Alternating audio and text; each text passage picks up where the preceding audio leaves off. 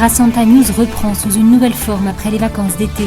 Voici le premier épisode de la série Voyage aux sources d'une présence, un des 3 épisodes spéciaux qui retrace l'histoire de 8 siècles de l'ordre des frères mineurs en Terre Sainte.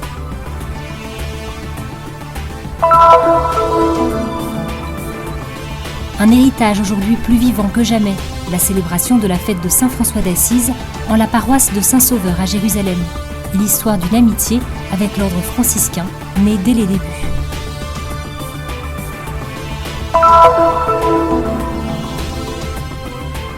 Un aperçu de la présence des chrétiens en Terre Sainte. Si d'un point de vue numérique ils sont moins de 2%, ils conservent et transmettent, en dépit de leurs différences, la mémoire de l'Évangile et des débuts du christianisme.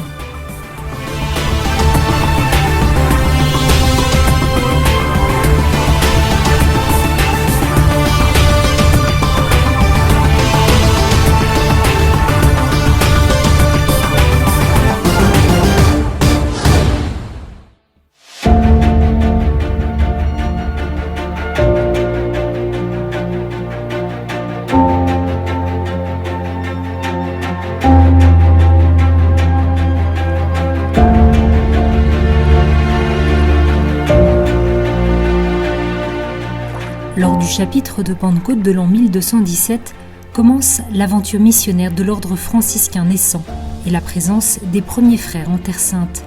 Une mission outre-mer naît alors et une nouvelle province franciscaine est fondée. L'ordre s'ouvre ainsi à une dimension missionnaire, une et universelle.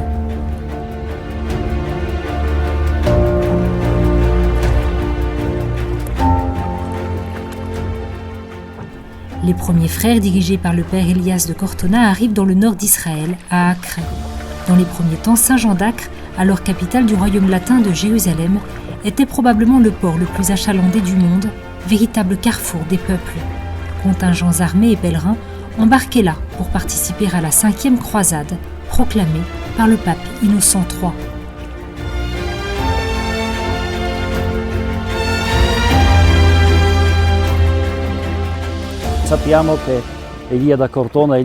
Nous savons que Élie de Cortone au Buon-Baron était un avocat, un très bon administrateur, et qu'il était tout à fait préparé pour être le chef de cette mission. Il fut choisi parce qu'il était le plus capable. Il a vécu ici pendant 2 ans. Puis, lorsque Saint François est revenu d'Égypte après les croisades, il est revenu avec lui en Italie au moment où l'ordre rencontra ses premiers problèmes. Riprende frate Elia con sé in Italia quando ci sono i primi problemi dell'ordine. 2 ans plus tard, en 1219, c'est Saint François qui part d'Ancône en traversant la mer Adriatique jusqu'à Acre pour venir en tant que pèlerin et missionnaire en Terre Sainte. De ce voyage, tous se souviennent de la rencontre avec le sultan Malek el-Kamel à l'époque de la 5e croisade.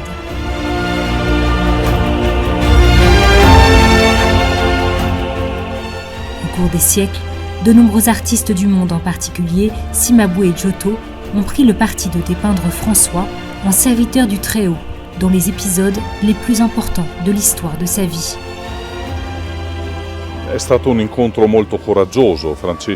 C'était une rencontre très courageuse. François est venu parce qu'il voulait parler de Jésus et se rend d'abord à Acre. Puis d'Acre, il descend en Égypte jusqu'à Damiette.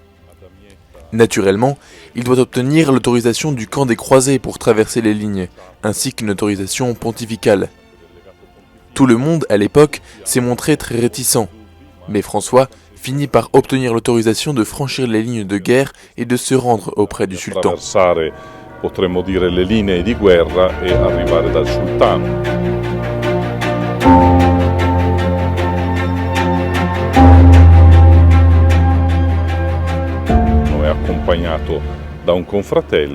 François se fait accompagner d'un confrère, et lorsqu'il arrive auprès du sultan, il saisit avec la plus grande simplicité cette opportunité pour lui parler de Jésus, malgré l'avis contraire de l'entourage et des conseillers du sultan. Cette rencontre l'a probablement amené à se rendre compte qu'il était possible de se rencontrer même entre personnes de différentes confessions et religions au nom du Très-Haut. Di fedi, di religioni diverse, nel nome dell'Altissimo. Pour le père Francesco Patton, le voyage de François en Terre Sainte est d'une telle importance et d'une si profonde signification pour le saint d'Assise et pour l'ensemble de l'ordre que l'on en retrouve de nombreuses traces et échos dans ses écrits après 1220.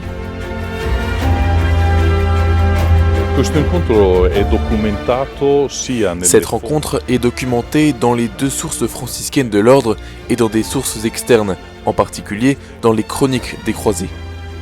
De manière particulière, ce voyage et cette expérience de rencontre et de dialogue ont contribué à l'élaboration d'une véritable méthodologie missionnaire que nous trouvons résumée au chapitre 16 de la première règle. Anche in un documento musulmano, quindi questo incontro è certamente ben documentato.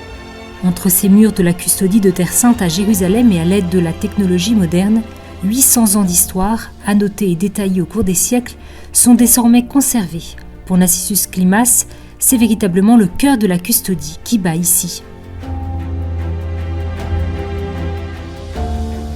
Voici le document le plus ancien de la custodie. Il s'agit de la bulle du pape Grégoire IX de 1230, qui date donc de l'époque des croisades. Bien que les frères n'étaient pas encore présents dans les sanctuaires ou ne s'en occupaient pas, ils étaient déjà présents en Terre Sainte, et de fait, dans cette bulle, le pape demande aux évêques d'aider les frères présents en Terre Sainte. Plus tard, la défense et la protection des sanctuaires deviendront d'autres responsabilités, comme en témoigne cet autre document dans cette bulle que nous connaissons bien. Délivrée en 1342 par Clément VI, la bulle Gratias Agimus, par laquelle le pape confie aux frères la protection des lieux saints. Il y avait là déjà une référence claire, protéger et prendre soin des sanctuaires, en particulier ceux qui étaient entre nos mains. Soprattutto quelli che erano all'inizio, che erano nel nostro possesso. Après le document le plus ancien, le Père nous montre le plus beau. Ce document est le plus beau de ceux que nous ayons dans les archives. Le célèbre firman, écrit en turc avec des caractères arabes datant du XVIIIe siècle. Il traite précisément de la question des sanctuaires et donc de la longue bataille pour la question du statu quo. Si vous regardez bien, il est peint avec des feuilles d'or et les couleurs utilisées sont fabuleuses. On ne les trouve plus aujourd'hui. Ce n'est pas seulement un document important d'un point de vue historique, c'est aussi une œuvre d'art. Ça n'a pas de prix. D'autres pièces d'une valeur inestimable, les chroniques quotidiennes écrites par les gardiens des sanctuaires, très utiles en particulier celles des sacristains, pour comprendre le déroulement liturgique des journées, notamment au Saint-Sépulcre.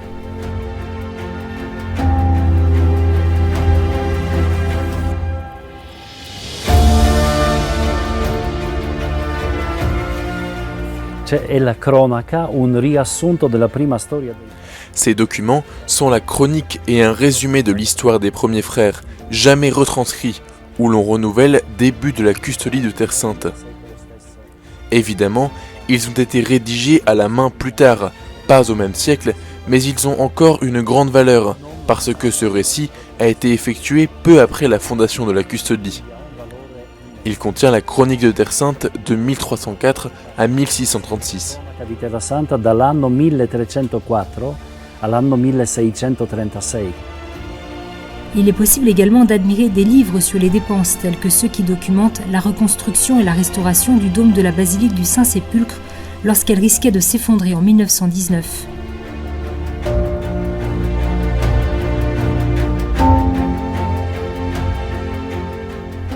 Dans cet autre document, on peut lire tous les comptes et dépenses de la custodie, découvrir combien d'ânes ont été utilisés pour transporter le bois et le nombre de poutres nécessaires pour soutenir le grand dôme du Saint-Sépulcre.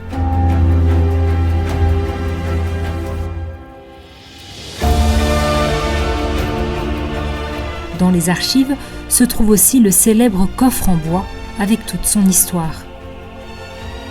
Restaurato perché lungo i secoli fu danneggiato. Voici aussi les écrits qui rapportent que la custodie a toujours eu sous sa protection le célèbre coffre en bois. Certains disaient même le garder sous l'oreiller pendant qu'il dormait pour qu'il ne soit pas volé, car ce coffre renfermait toutes les bulles que nous avions reçues des différents papes attestant notre présence en Terre Sainte. Les frères l'ont emporté avec eux partout où ils sont allés. Au début, sur le mont Sion, au Cénacle. Puis, lorsque les frères ont été chassés du mont Sion, du Cénacle, ils l'ont amené ici, à Saint-Sauveur. Avevo con sé poi quando sono stati cacciati via i frati dal monte Sion, dal cenacolo, l'hanno portato qui a San Salvatore. Dimanche 11 juin, les frères de la custodie de Terre Sainte ont ouvert les célébrations du 8e centenaire de leur présence dans les lieux de la vie terrestre de Jésus.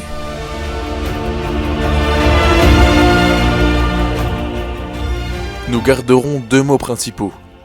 L'un est Noshkur Allah, signifiant Dieu merci, car nous remercions Dieu pour ses 800 ans et pour tout ce qui viendra ensuite. L'autre mot est Inch'Allah, qui signifie si Dieu le veut, car il est important pour nous d'essayer de faire ce que Dieu veut et ce qui lui plaît.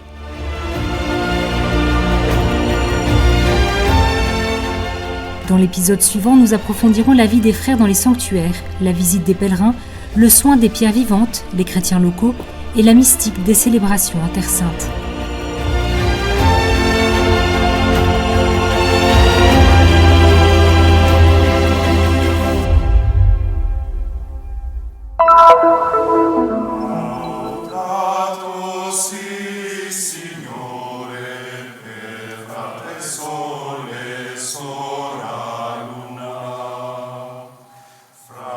C'est dans le quartier chrétien de la vieille ville de Jérusalem que les célébrations de la solennité de Saint François ont battu leur plan.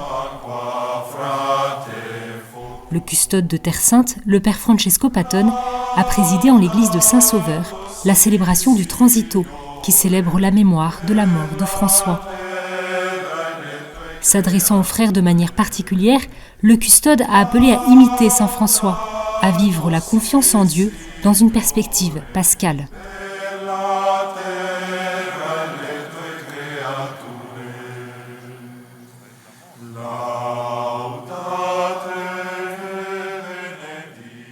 San Francesco ci ricorda che la nostra vita è Saint François nous rappelle que notre vie est déjà donnée et livrée entre les mains de Dieu et qu'il faut donc vivre avec cette perspective de Pâques tout au long de notre existence et savoir que bien que sur le chemin de la vie, nous puissions rencontrer les difficultés et même à un moment donné, rencontrer inévitablement la mort. Notre objectif est la vie éternelle, la pleine participation à la vie même de Dieu. La vita eterna, la partecipazione piena alla vita stessa di Dio. Signe révélant combien le charisme de François est plus contemporain que jamais, 10 jeunes de 8 nationalités différentes ont renouvelé leur profession au sein de l'ordre des frères mineurs.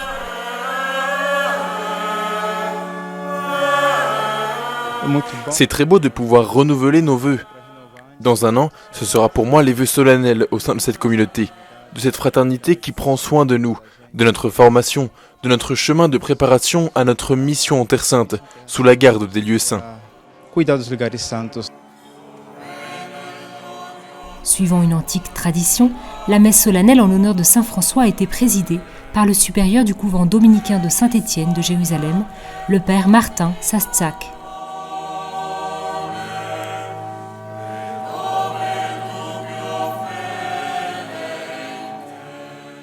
La dévotion au saint des pauvres a des origines très anciennes. L'homélie a été prononcée par le père Jean-Jacques Pérennes.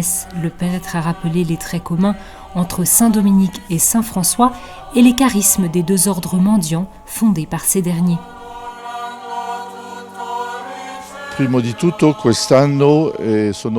Tout d'abord, nous célébrons cette année 800 ans de présence franciscaine en Terre Sainte. Nous, dominicains, nous avons également célébré le jubilé des 800 ans de l'ordre l'année dernière. Je souhaite donc aux franciscains en Terre Sainte que cette année soit aussi pour eux une année de dynamisme et de renouveau évangélique pour eux.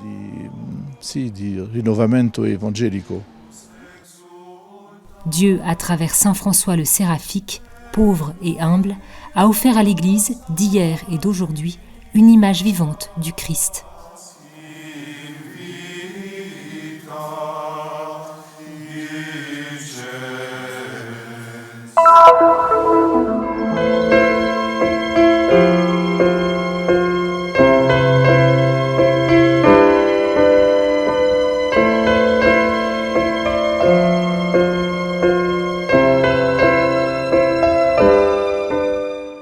Terre Sainte est un lieu de pluralité. La région est composée d'Israël, de la Palestine et de la Jordanie. Ici se rencontrent différentes cultures et religions. Ici aussi souvent, ces dernières s'affrontent l'une à l'autre. C'est ici également qu'elles vivent une expérience de tolérance, de dialogue et de coexistence. À Jérusalem par exemple, dans des lieux sacrés tels que la basilique du Saint-Sépulcre, le mur occidental et l'esplanade des mosquées, chrétiens, juifs et musulmans se croisent et se rencontrent. Même dans le christianisme, le paysage est très varié. Una delle caratteristiche del cristianesimo della Terra Santa. L'une des caractéristiques du christianisme en Terre Sainte est sa diversité, car il existe de nombreuses églises chrétiennes. Il y a par exemple 6 églises catholiques en Terre Sainte. Cattoliche. E ci sono 6 chiese cattoliche differenti in Terra Santa. L'Église latine et les églises orientales catholiques sont rattachées à Rome et reconnaissent le pape comme la plus haute autorité. Il y a aussi des églises orthodoxes, notamment les grecs orthodoxes et les syriaques orthodoxes, ainsi que les églises réformistes, luthériennes et anglicanes.